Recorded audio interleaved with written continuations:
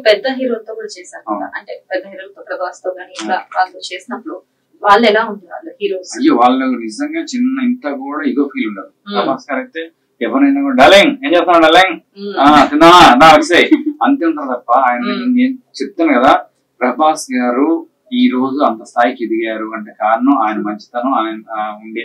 మొన్న చూసారు కదా కృష్ణారావు గారు కార్యక్రమం వెళ్ళినప్పుడు వేల మంది ఫుడ్ పెట్టారు.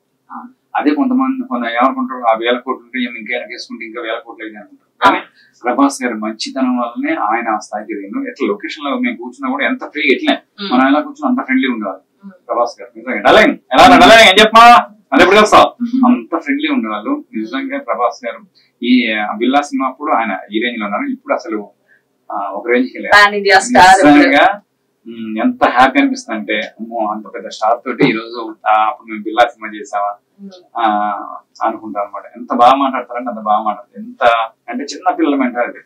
నిజంగా ప్రభాస్ గారు నిజంగా మాకు చాలా చాలా సంతోషం. ఇలాంటి మంచి వ్యక్తులతో చేసాము. మళ్ళీ అవకాశం మనస్ఫూర్తి